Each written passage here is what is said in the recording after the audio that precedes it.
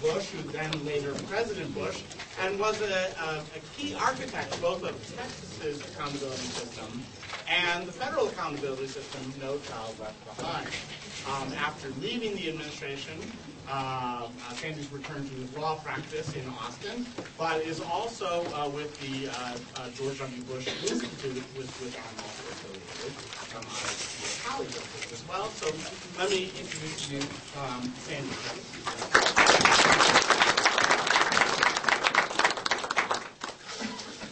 Thanks, Jay. That's very kind. It's great to be here.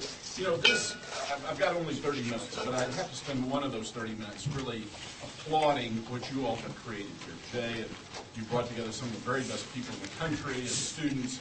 What a special place this is. I know you appreciate it. It's pretty rare to have a center like this where you can be thinking outside the box, you can be thinking about reforms, you can be doing research about things that really work. So I know you get a lot of speakers, and I'm honored to be one of them. But we come because of what you do and who you are. And Jay, and to the sponsors, and to the faculty, and to the students, and all of you who are affiliated, hats off. It's an honor to be able to be here. My friend Luke Gordy and others here in Arkansas who are doing really wonderful things. It's a pleasure and honor to have you join us too. So I appreciate that very, very much. I really want to try to keep this as much to 30 minutes as I can, partly because I'm told that speakers go over. That means a lack of discipline. So I'm going to be disciplined, and I think we'll probably have a more interesting time with you pulling out issues that you want to talk about in the second half. So that means really that rather than getting into a lot of things in detail, I want my remarks to be kind of more of a sketch of some important issues. I'm not going to go into a lot of detail, so don't hold me to account for it. It's all designed to create more time for us to have some dialogue. I want to start with a thesis. And it sounds so darn simple that I feel embarrassed almost for it to be the focus of my remarks. And that is that in education, we really don't do a good enough job, and need to, of defining what the real goal is. Defining what the real goal is. In sports, in football, for example, it is winning the game. Now, listen, I can say this because we are having one of the worst seasons of recent or all-time history if we continue to lose at the University of Texas. I see smiles. I know a long history. I can tell you stories about UT Arkansas games of the past. I only remember the ones we won. But I did follow, for example, the exciting game that Arkansas played against Auburn. And I want to use it, I know it's painful, but I want to use it as an illustration of my point. I looked at all the statistics on this game. And from the statistics, yards gained, first downs, all the metrics, Arkansas won that game, right? No, Arkansas did not win that game.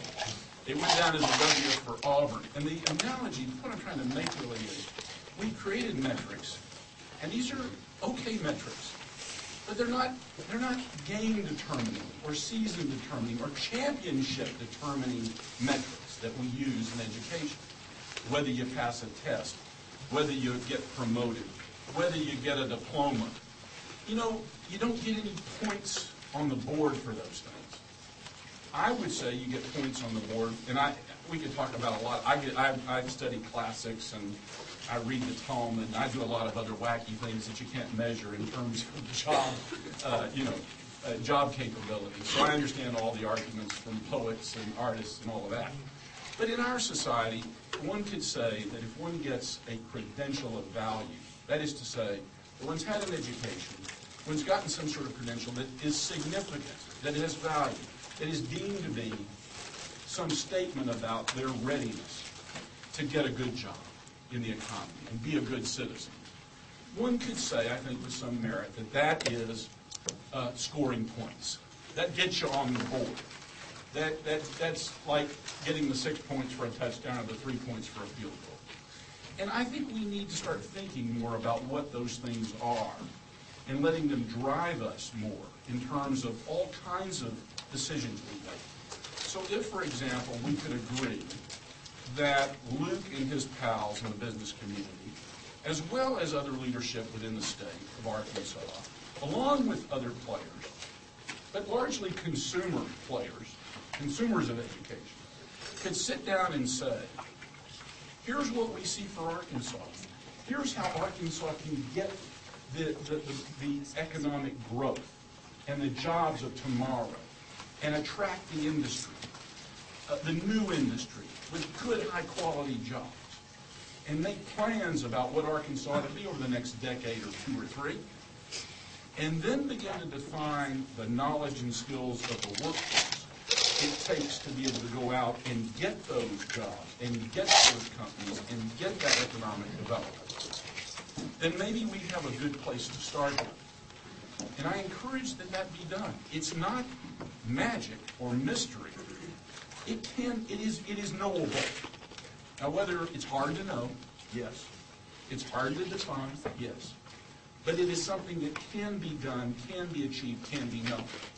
And I would submit to you that if we started there and then tried to build a system to educate people to those specifications or to those expectations, we would find, and this, again, is so simple, it's embarrassing for me to tell this august crowd this, we would find just how terribly out of sync what we're doing today is compared to that. We might or might not even be figuring out how to make first downs with what we currently do, but we are certainly not figuring out how to make points, how to score points. So let's just talk about standards. And I don't want to get into the Common Core versus Arkansas versus, I don't want to do that. I just want to say, do the standards that we have, the expectations for both content and performance, are they structured in a way that leads someone in the, at least say the 14th grade, for an associate's degree, certificate, and I don't even want to get into the issue of readiness to do upper division work at a four-year university. Fine. But can we at least say that a person is prepared upon graduating high school to do work at the community college geared to getting a job of the kind we're talking about? Or not? Do we have those standards? Do we have those expectations? And do we meet? And I say, do we have the right content standards? Do we have the right performance standards? Would passing the Arkansas exams in high school be tantamount to being ready? Are they or aren't they? Anybody want to say they are? I didn't see many hands. This would not be unusual in many states. But why in the world have we constructed a system to where we don't have a metric on an exam that is readiness for post-secondary work? How is it that we have 50%? And okay, I'll take the adults out, because I know community colleges come and bring adults in, and that's great.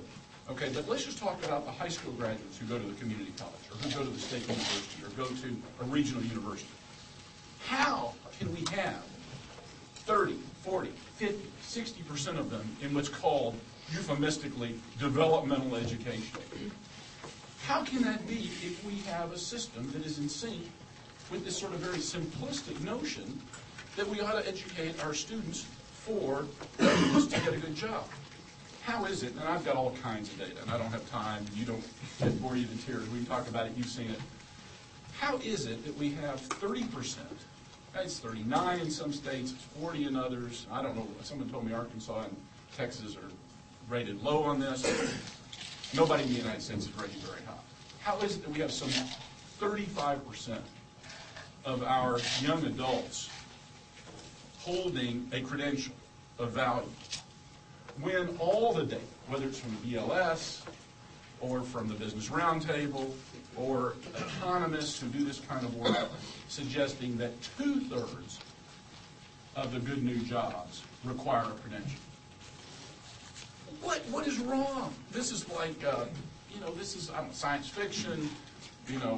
What was that Jack Nicholson movie? The insane asylum. One Flew Over the Cuckoo's Nest. This is not. How can it be? Really. Again, I'm not going to bore you with the details. We've done a study in Texas, and I'm sure the same would be true here or anywhere, of the economic impact of increasing credential attainment, closing the gap.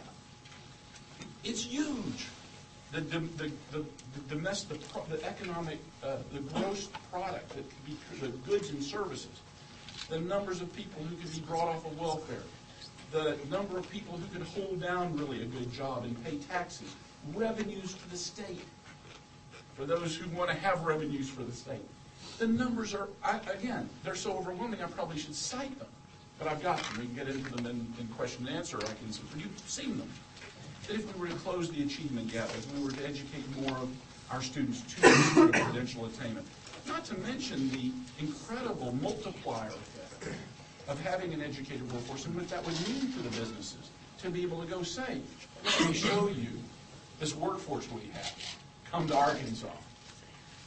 So we have a governor, we have state leadership here and in most other states who are saying the words. I don't need to pick on this governor because all of them say it. We want to promote jobs in our state. We know that education is related to jobs.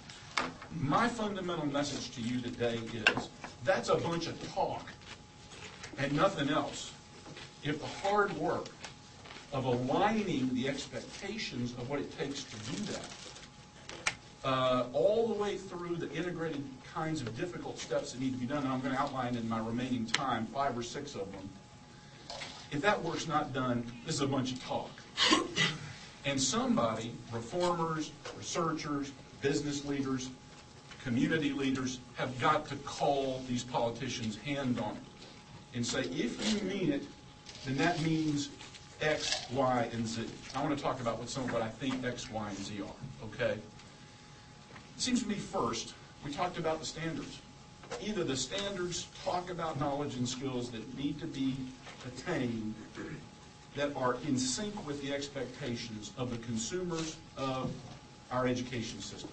That means employers, that means higher education, if higher education is willing to say, we want them ready to study our material rather than to go into our little sub-business of developmental education. But we want them here ready to study freshman English or freshman algebra or whatever the course of the program is. And the higher education is willing to put itself in sync with the expectations, in part, of a growing economy. Now, I know there's some good community colleges here, and I know there's some good community colleges in Texas. But I'll guarantee you, and this is the first place I want to start after the standards being set right. Let's start at the top of higher education. Does higher education, and I want to really focus mostly on community colleges, are they truly structured to generate people with associate degrees or credentials that put people into, significantly and increasingly, into the jobs of tomorrow that will attract business to Arkansas? Yes or no? That has to be squared up.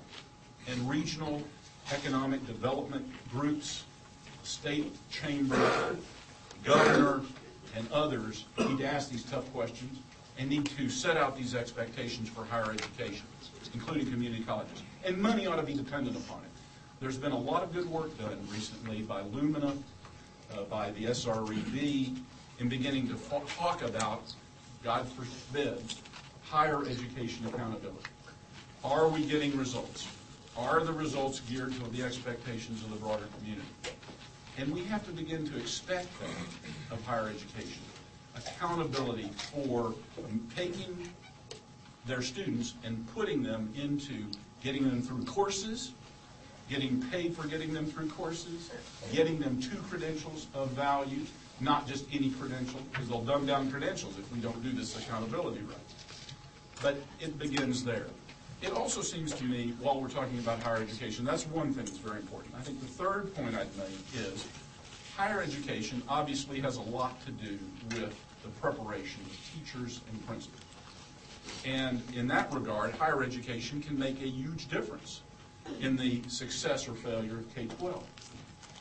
One of the next steps I would take, given some stories I've heard here, which are so, I mean, I've heard these stories in every state and every area that I've ever gone to, but I heard some mind-bending stories at dinner and breakfast today about what students who are preparing to be teachers don't know, can't do, are poor at. And it's intolerable to have a system in which we are somehow or another recruiting people who are not able to be teachers and not giving them the kind of education they need to be an effective teacher.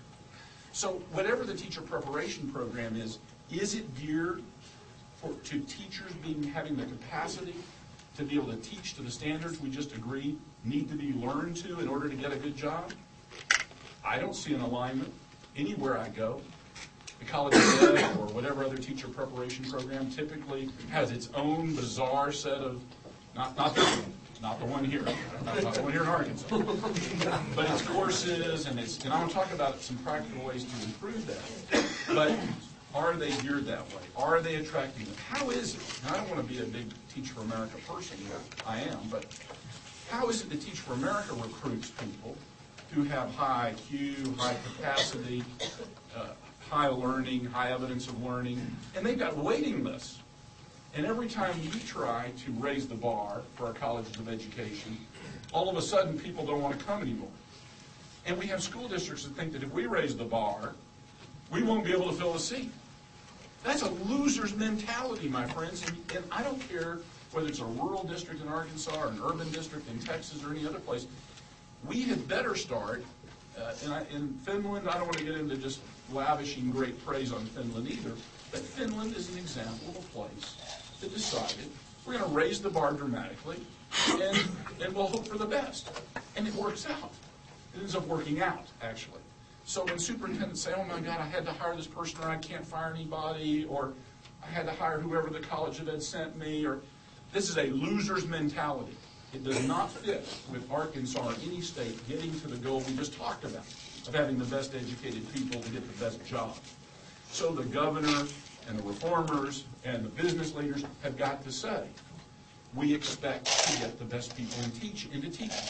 And if TFA has some strategy, or the New Teachers Project has some strategy, or the U-Teach program in Austin has some strategy, we're going to reconfigure university life so that the College of Ed plays its role.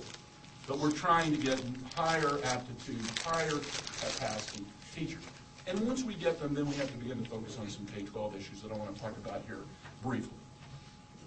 So let's look at, so we're striving to get more, again, the goal is to get more credentials of value. I would encourage you also to think next about creating a system like the one that the Higher Ed Coordinating Board in Texas has, which, and Jay, we visited a little bit about having these sorts of measurements and reporting. But Texas, I think, has taken a step forward. Arkansas may have too, I don't know, of actually measuring the credential attainment year after year after year and looking at its growth, along with other components of what gets you there. And it's broken it down by subgroup. So we know that more Hispanics are or aren't, more African Americans are or aren't.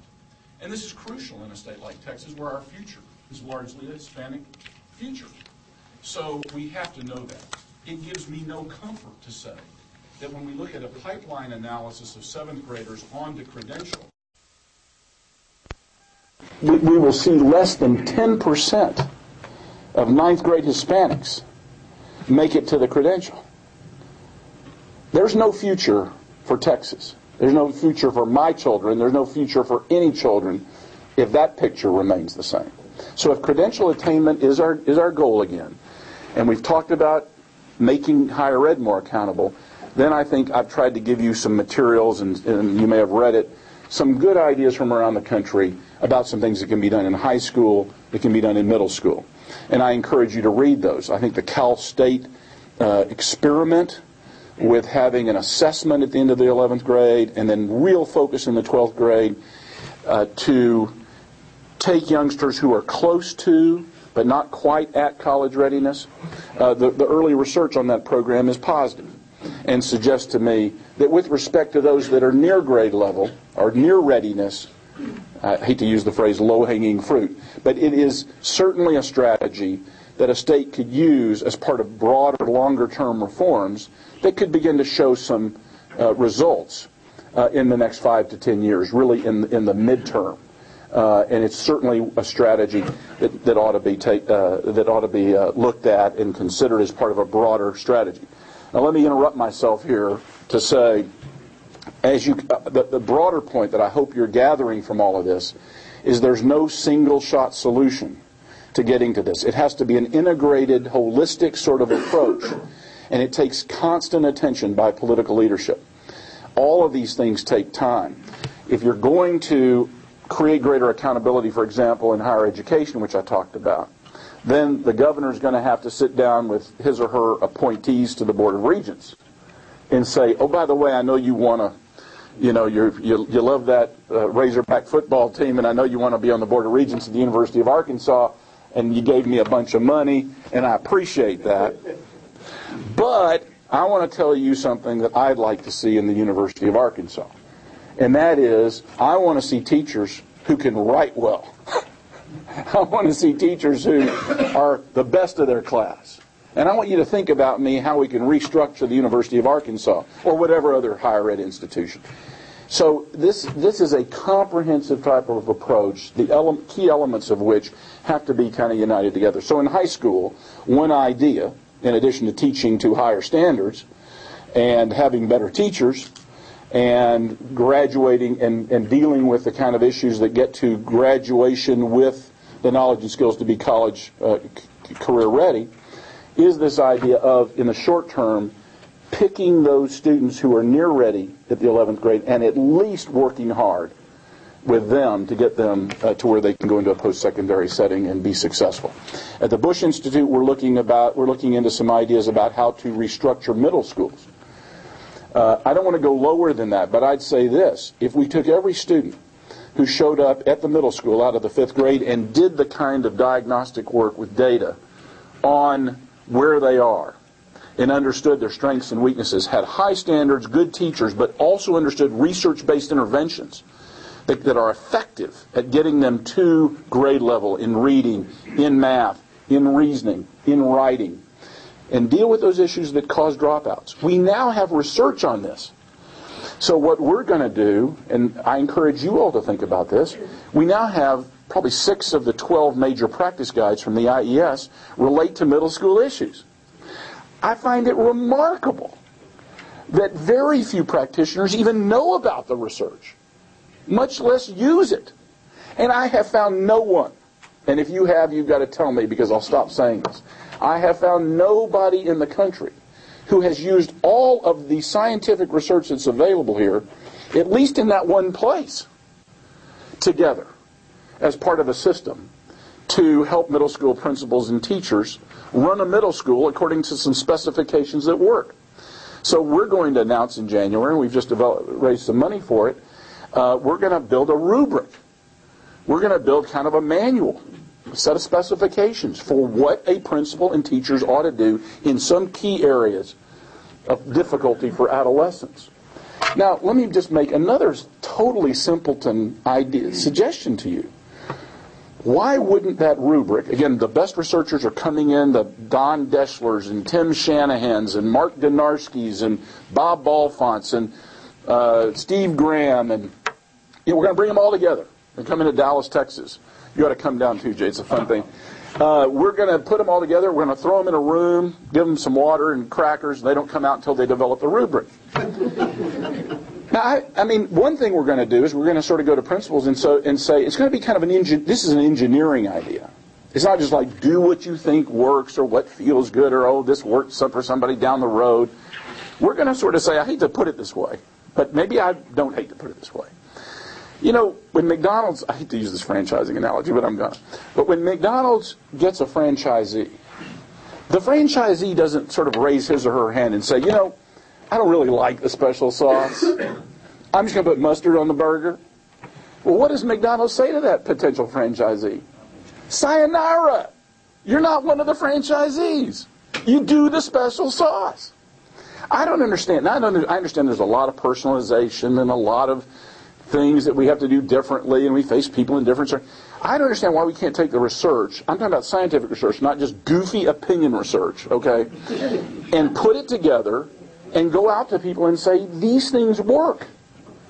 Let's figure out how to do these things.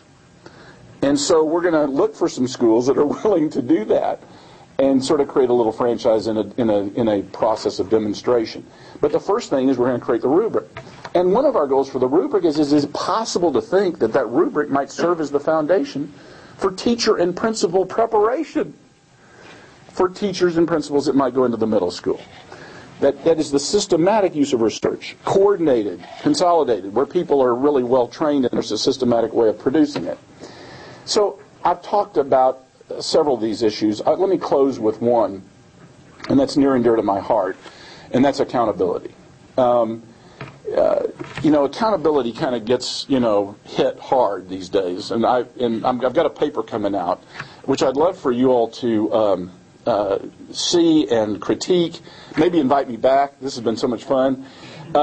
In the Harvard Journal on Legislation, I've got a Harvard law student and a Columbia law student, and we're writing an account of accountability, the history of consequential accountability, how it's worked, the results it's generated, the research on it, and then some current issues, how it played out under No Child Left Behind, fixes that might be in order, new ideas, the Obama administration, and some thought about how all this may play out.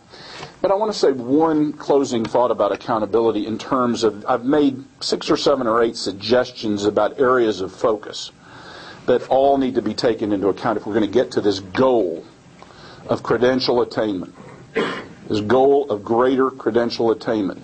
Credentials that lead to the jobs that will build Arkansas, will build a bright future for Arkansas and its citizens. So we've talked about several of them. They mean nothing. They're all inputs. They're all programs. They're all politicians' ideas. They're all fads, even the ones that have proof behind them.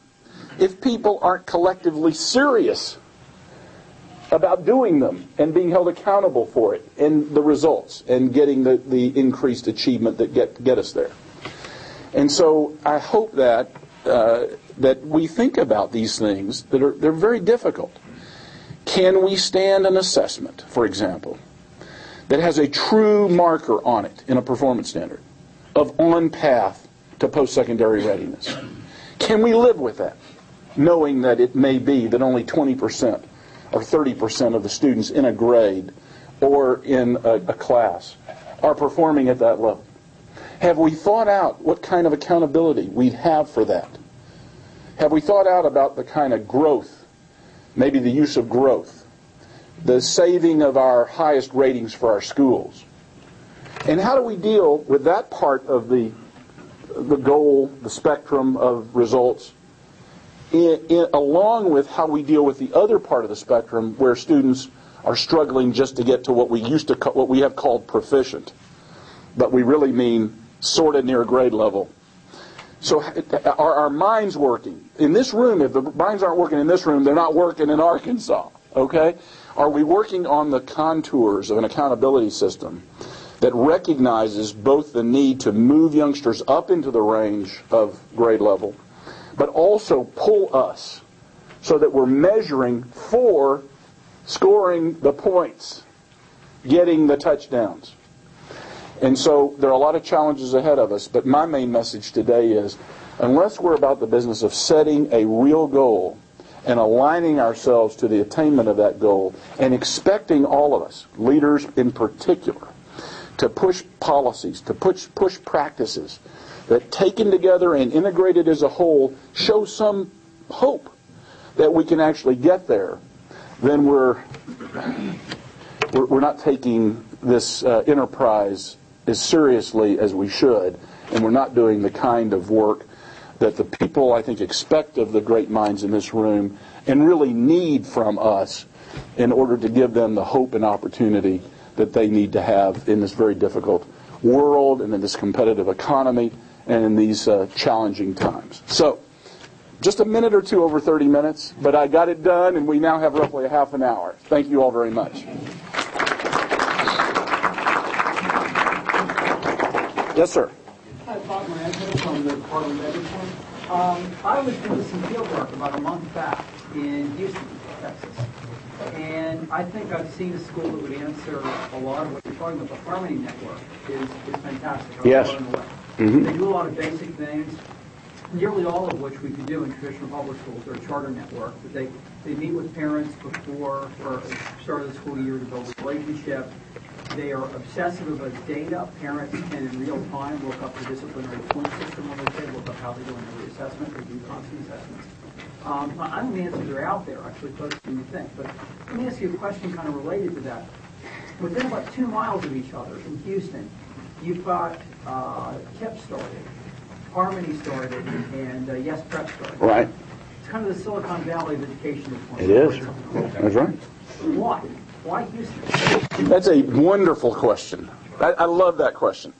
Let me just say, and I can't go the entire hour without saying that, of course, having options and choices and charters is absolutely essential to pushing what I'm talking about forward. So I want to, that's not just for Jay's benefit, but that is because I believe it, and it's absolutely right. And thank you for asking the question, which allows me to pursue this a little bit further. I think the reason, let me tell you a story before I answer that. I went down to a fundraiser in Houston for Teach for America about a month ago, and had the pleasure of introducing Michelle Rhee to a little group of business leaders and school board members and others, and we had a wonderful small discussion ahead of the fundraiser about her and her views, and before she announced her decision, but after we knew it would happen. We went into the hotel ballroom, and there were about 2,000 people there, and they represented the cream of society in Houston, Texas. I couldn't believe it. I don't see cities like this. And Michelle Rhee was the featured speaker, and Laura Arnold, who is this very lovely wife of a husband-wife team that run a foundation of like $1 billion or more. It's just an incredible, it's its own story. She's there. They have legislative leadership there of all racial groups, Democrats, Republicans, mainly because you cannot not be there. If you're in Houston politics or you're in Houston society, you have to be there. I guess what I'm trying to say is that part of it is in the fabric of the people of Houston, Texas, and in particular their leaders. And I didn't pay for this question, but I would have. It's the point I'm trying to make. There are business leaders, civic leaders, there's a demographer from Rice who after the prayer comes a demographer from Rice. You gotta love it. And the demographer from Rice is kind of doing a lot of, to the point that it was a little bit boring. But he's doing kind of what I did. Here's what happens in Houston if we don't do this, and here's what happens in Houston if we do. It was like part of the religion. And they're all nodding. It's in the people. It's in the people. And the people have caused board members to get elected, which is itself a huge thing. It causes a Terry Greer to be appointed, okay?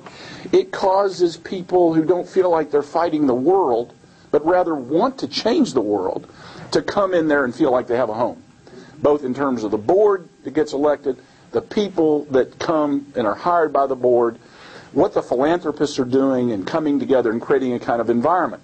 So in the audience, in the dinner, as big as it was only about 3/4 the size of the KIP dinner that took place 6 months before. And it had 3,000 people. And Mike Feinberg's already working on the next KIP dinner. And in the audience is Chris Barbick telling stories about his day with Oprah, and everybody wants to hear the story. And, it's a culture. And we have to create that culture. Houston is a model for this.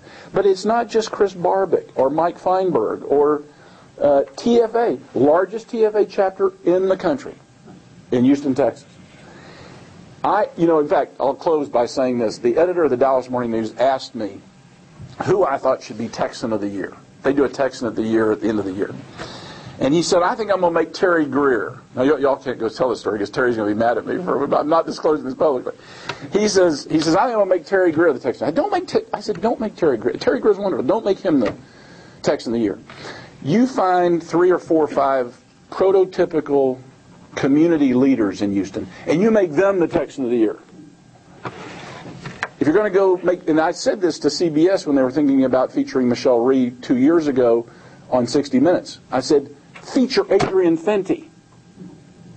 Feature the people who have the courage and the vision and the wisdom and the strength and who put it all on the line and make it happen behind the scenes. That is an excellent question, and it's important it's very, very important, Luke, for Arkansas, and it's very, very important to have that kind of leadership pushing in those kind of ways, because they're the reason. Listen, you would have had a Chris Barbic, but you may have Chris Barbics in Little Rock. You may have Mike Feinbergs in Fayetteville. You may have these people ready to rock and roll in terms of innovation. I mean, this center is a place for that. But it happens when some people get together and say, we're going to put some muscle and some funds and the society. I'll say one last thing. I said I was going to say that San Antonio, Texas, there's a big difference. I was advising the citizen schools people or the TFA people as to where to go in Texas. And they're thinking, do we go to Dallas or do we go to San Antonio? I said, go to San Antonio. Because San Antonio, just like Houston, has a culture where the leadership and the money and the society, they just love it. You know? Okay. Yeah. Well, Patrick Wolf, Department of Education Reform. Sandy, thanks for your really interesting presentation. I'm going to press you on the Michelle Reed point because you brought it up. Mm-hmm. Michelle did propose a somewhat Finland-like teacher reward system where basically I'll double your salary if you give up tenure and agree to be evaluated based on student achievement. And she lost her job.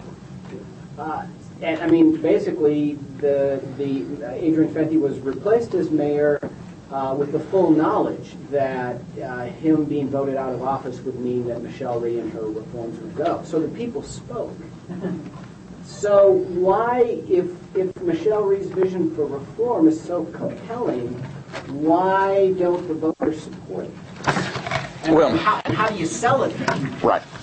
Well, I'm going to start with a very radical answer, and then I'm going to walk myself back to something sensible. If anybody's recording this, make sure that the listener hears the second part. I never mentioned democracy in my remarks, did I? No, I'm serious about this. I used to be in politics, and I'm not in politics anymore. And I have concerns about it. And, you know, so did George Washington when he wrote about this issue, and so did other founders. I tell my local control friends about this. You know, they were damn worried about whether the people would be educated enough to fulfill their responsibilities as citizens in the new country that was established. They were really worried about it. I worry about it a lot, too. I don't know that we have support out there. I don't think people understand. That's why it takes leadership to go out there and help make these things happen, and the people will benefit from the better jobs and from the better educated, from themselves being better educated. But are they going to demand it on their own? I worry about that. I worry about that. So I've asked a lot of people about Washington. I've paid a lot of attention to it. And I saw in Adrian Fenty, he's a far grander figure than I am, but I was on the school board in Dallas. And I understand what Adrian Fenty was doing. And I kind of admire it. Though it's not enough leadership to do what has to be done.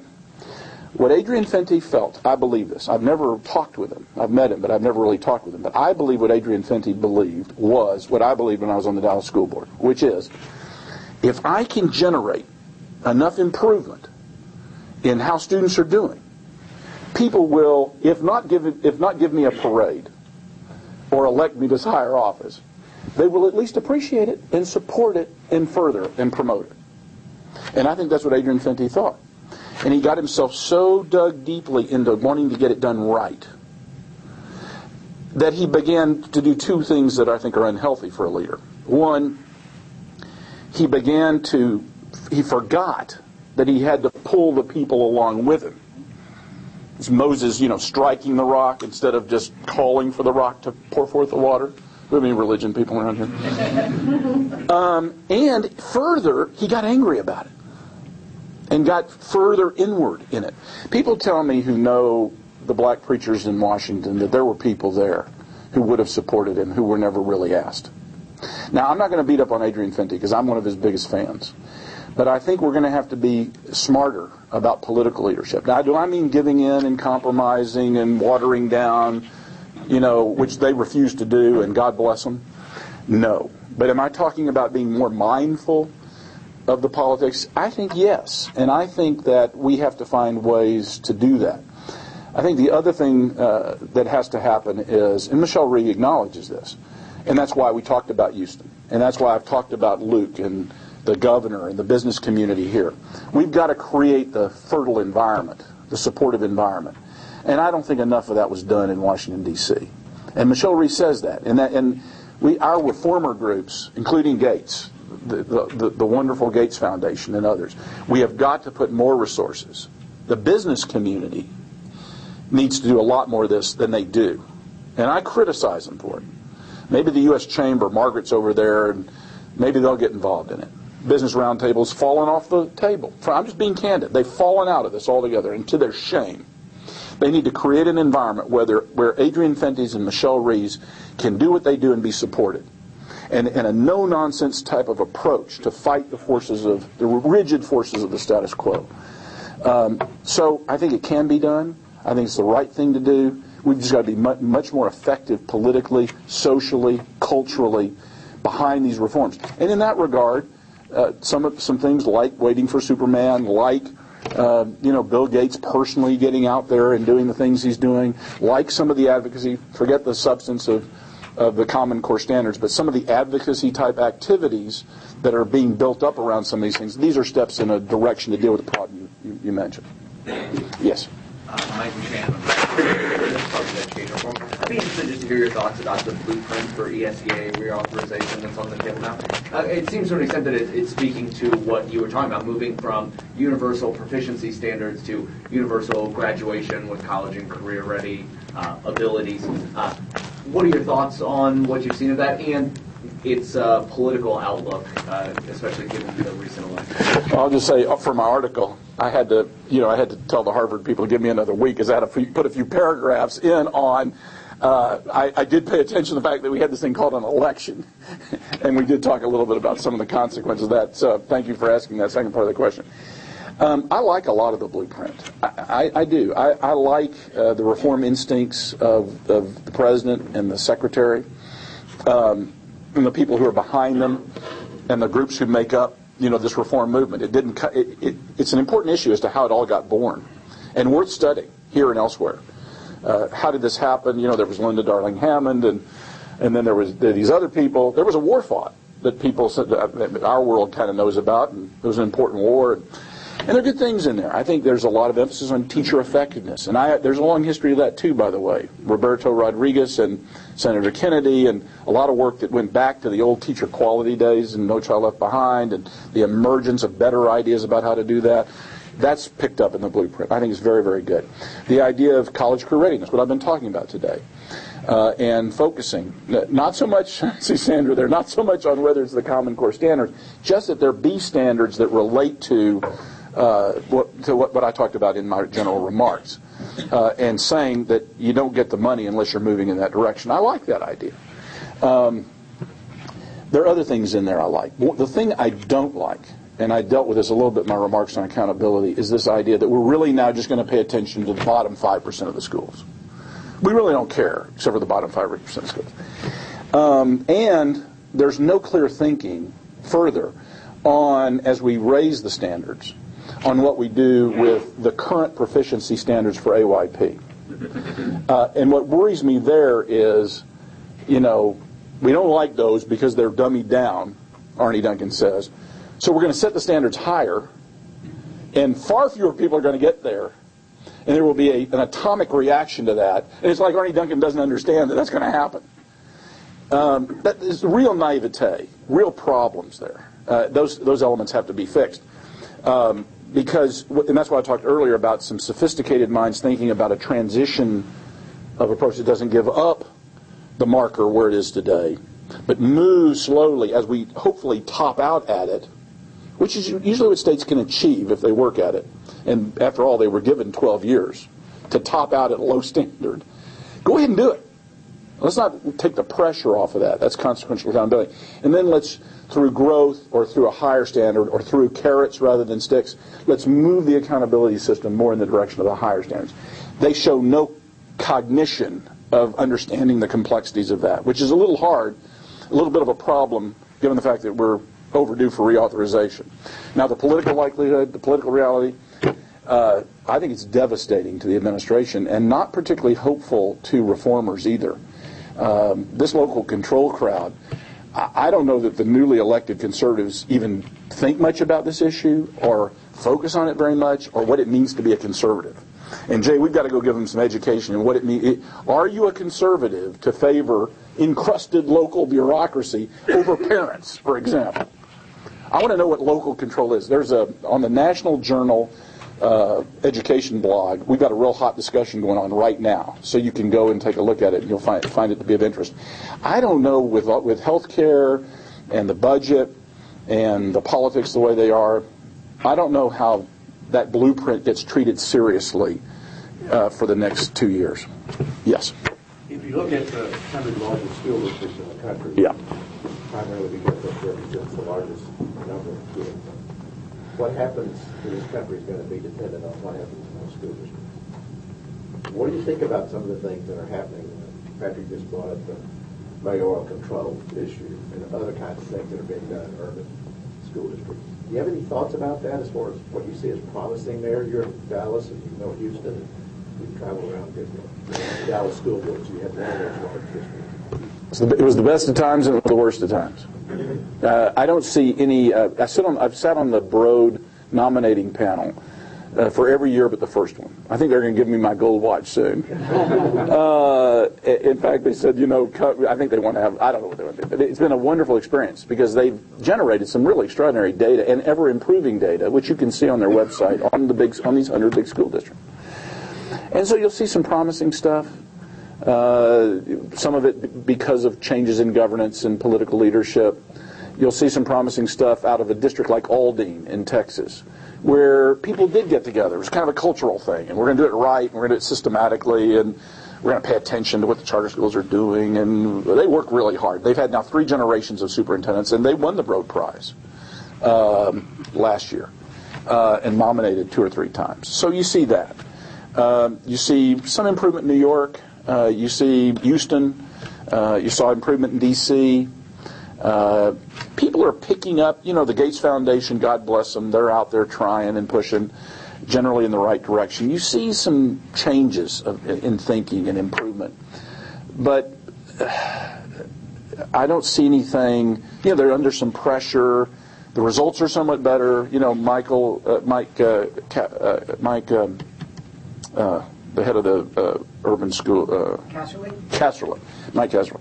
He'll show you data that shows some improvement. There has been some. But I don't see anything pervasive.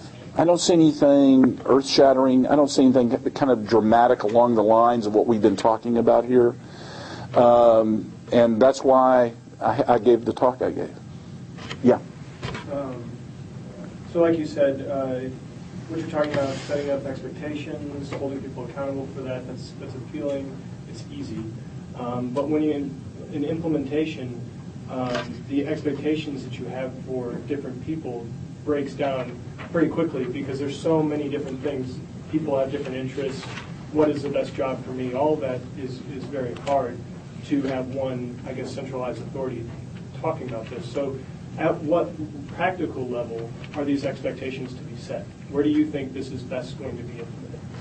Well, that's a great question, it's a hard question. And the best answer I can give you is how we're structuring this Bush initiative on middle schools. We want the rubric to be for the school, but it has in it the elements of how you educate each child. It has notions of what data are you looking for? What data matters the most? How do you diagnose a problem? What problems are you diagnosing? What are the fixes to those problems? They're differentiated. There's going to be a kid who comes in who has some phonics, some phonemic awareness, but has a very low vocabulary. Then you're going to have other people who have better vocabulary and low comprehension. So in a sense, it's student-directed. But you're doing it around you're talking about the management and the operations of a school, I think. Now, then you get into questions that the Dell Foundation and Advance and others are looking at, and that is how you use this data to really improve instruction, improve teaching, and improve management. So it has its ripple effects upward into school management and into district management. And I think it also then ultimately gets to what the state ought to be doing. But I think the state policy, and the kind of policy I'm talking about, has to be directed to improving the operations in a school with a focus on the student and understanding the student's specific needs. You would have the state say something like, individual schools must set up expectations. I don't know, we'll set up certain rules for that, but it's really up to the schools to set up the expectations and to be held accountable for those expectations. That's pretty much right, but again, I would have the state draw. I'm very much I've got this engineering idea now of it being done well or poorly, and there's research that talks about what doing it well means. So I used to kind of be more of, this is a change that's taken place, I think, in the reform movement, certainly in me. I used to be more of set the goals and the standards out there and hold people accountable, but let them kind of go in a variety of different directions to get there. The more we learn from scientific research, the more I'm confessing, I think it's like the franchise model. The more I'm expecting people to do what's proven, or really be held accountable for making another choice. But if we know, for example, from Donarski's research on what helps prevent dropouts, I guess I would take the position in a state, I want to see people adhere to the research. And if you don't, you either show me what you do or do it at your peril. But I think we actually have to become more prescriptive. Now you're going to say, well, people are going to close the door, people are going to resist.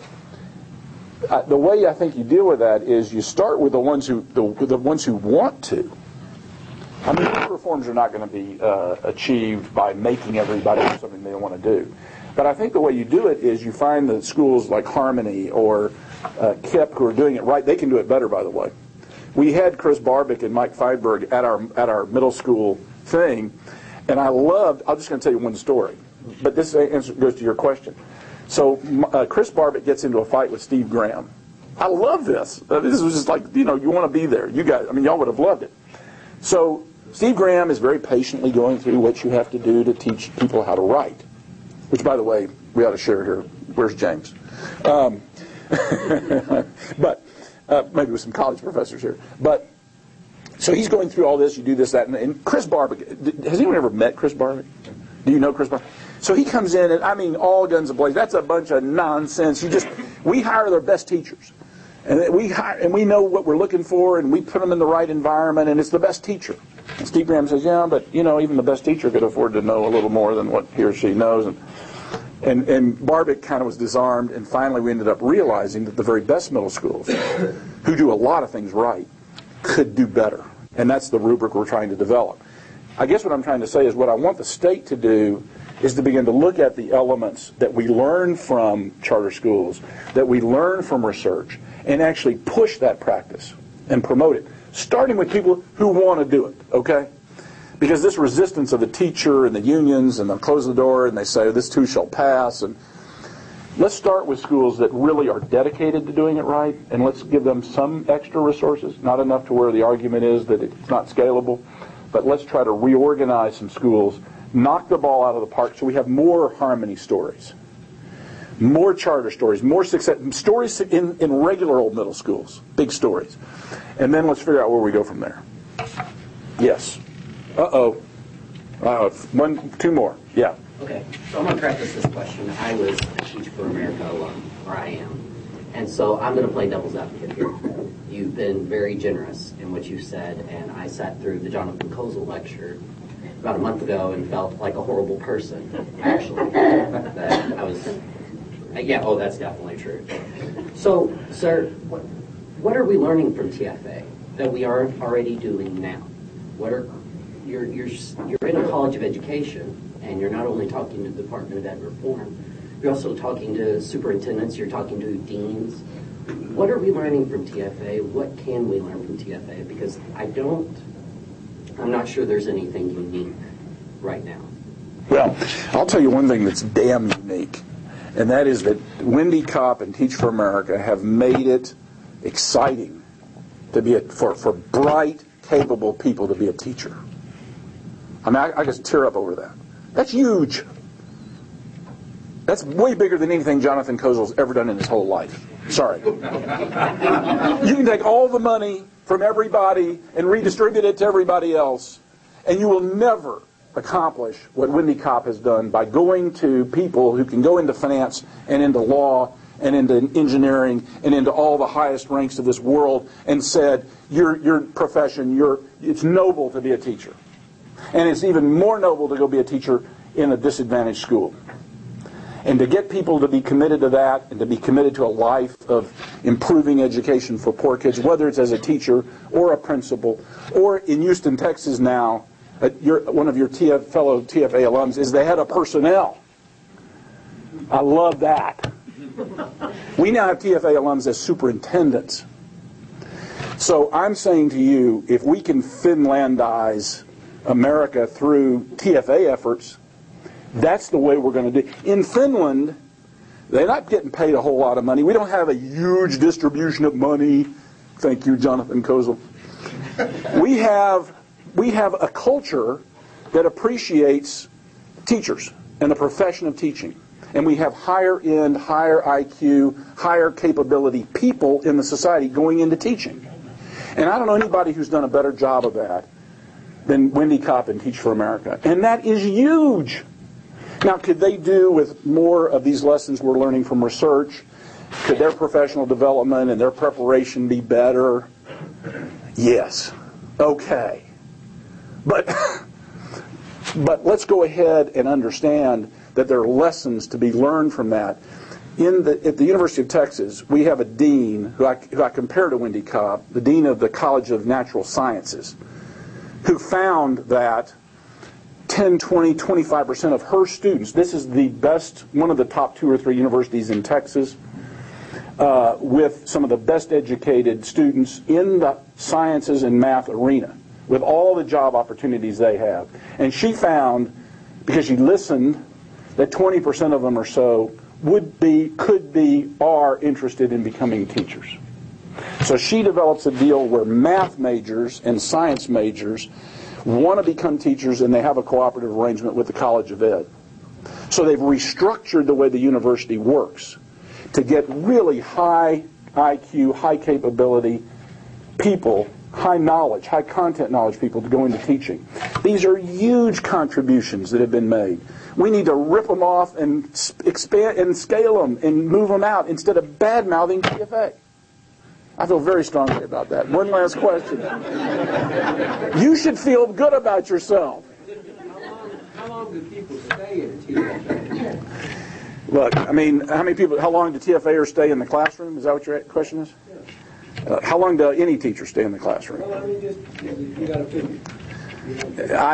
I've seen different numbers, and they seem to track pretty much with other teachers that come out of the College of Ed. But let me ask you this. If they go into, do I get to count them if they go into, if they, like other teachers, they go into being a principal? Do I get to count them? I don't get to count them. All principals think if you were any good, you'd be a principal. Well, the difference is the people, Chris Barbick and Mike Feinberg were principals, and they were TFA members. So does Kip and Yes does TFA get some credit for Kip and Yes? Look, I'm not trying to say TFA can't be improved. I'm certainly not trying to say colleges of education can't be improved. What I'm trying to say is that, and we're not going to make one long upward movement without interruption in terms of getting the teacher corps to be what it'll be. But I think the lesson we've learned in terms of restructuring the way the university works in attracting people to come into teaching from TFA is extremely valuable. And rather than fighting it, we ought to take lessons from it and improve it and make it more, listen, we need to make it, one way we could help TFA teachers stay in the classroom as well as other effective teachers, okay? Whether they come from a College of Ed or any other place, is to begin to treat teachers like professionals. Carolyn Hoxby has written about this, and I think that's what we're getting from Bill Gates in terms of the way we do teacher evaluation.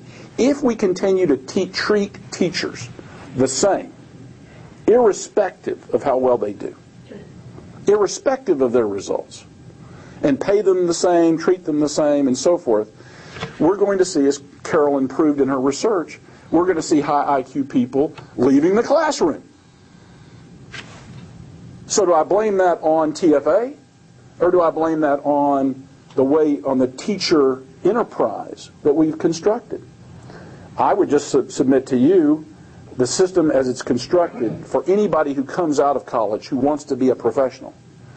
That system is not constructed to respond to the demands of what a professional life would be.